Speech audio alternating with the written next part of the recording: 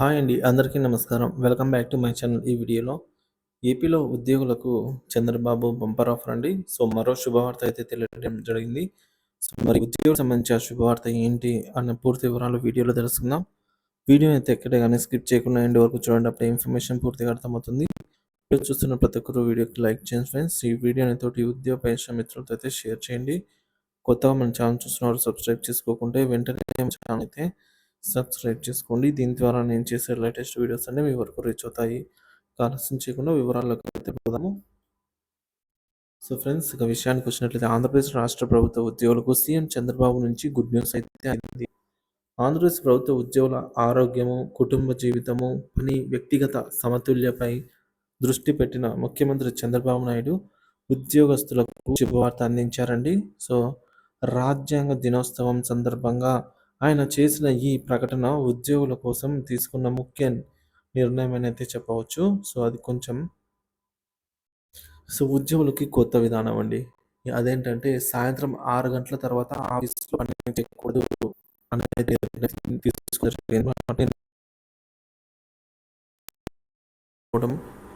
కుటుంబ సభ్యులతో ఎక్కువ సమయం గడపడం కోసం సాయంత్రం 6 గంటల తర్వాత ఆఫీసు వదిలి వెళ్ళిపోవాలని చంద్రబాబు సూచించారు.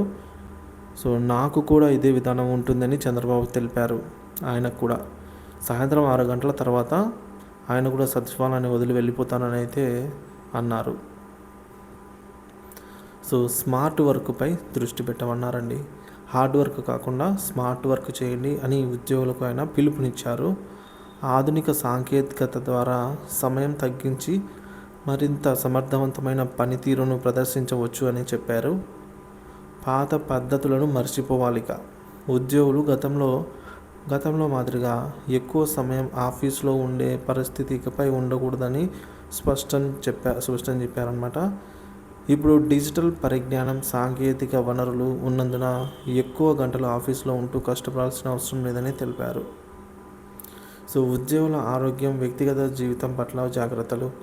ఉద్యోగులు పని ఒత్తిడిని తట్టుకోకపోతే ఆరోగ్యం క్షీణించడమే కాకుండా కుటుంబ జీవితం కూడా దెబ్బతింటుంది. దీన్ని దృష్టిలో ఉంచుకొని ఉద్యోగుల సమయ నియమాలను పునర్వ్యవస్థీకరించడం జరిగిందని తెలిపారు. సచివాలయం నుంచి అన్ని శాఖలకు ఈ మేరకు అమలు. సమయం పరిమితిని సచివాలయం ఉద్యోగులతో పాటు మరియు అన్ని ప్రభుత్వ శాఖల ఉద్యోగులు కూడా ఈ మార్గదర్శకాలు పాటించాల్సి ఉంటుంది. ఎవరు 6 గంటల తర్వాత ఆఫీస్లో ఉండకూడదని చంద్రబాబు అన్నారు. సమర్థతకు న్యాయం. స్మార్ట్ వర్క్ ద్వారా తక్కువ సమయంలో ఎక్కువ ఫలితాలను సాధించాలని సూచించారు. అధునాతన టెక్నాలజీని ఉపయోగించి ప్రతిదీ వేగంగా, సమర్థవంతంగా పూర్తి చేయవచ్చని అభిప్రాయపడ్డారు. తీవ్ర అనుభవాలు, కొత్త నిర్ణయాలు. గత అనుభవాల నుంచి జాగ్రత్తలండి. గతంలో చంద్రబాబు ప్రభుత్వం ఉద్యోగులకు ప్రతికూల స్పందనను ఎదుర్కొని అధికారం కోల్పోయిన సందర్భాలున్నాయి.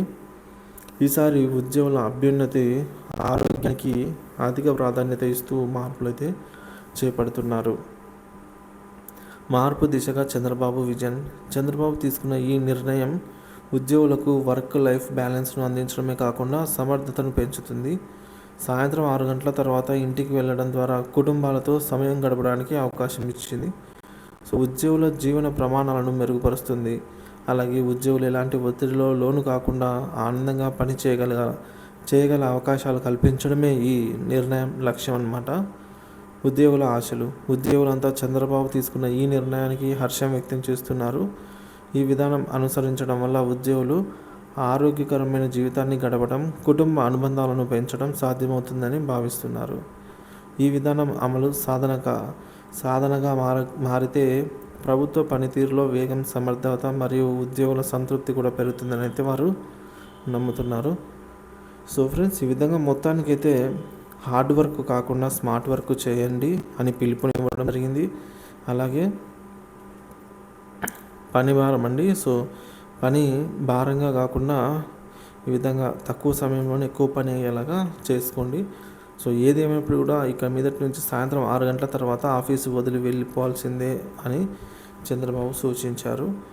ఉద్యోగులకు తీసుకున్నటువంటి ఈ నిర్ణయము శుభవార్త అని అయితే చెప్పవచ్చు. దీనిపై మీ అభిప్రాయాన్ని కామెంట్ చేయండి friends. Thank you for watching this video.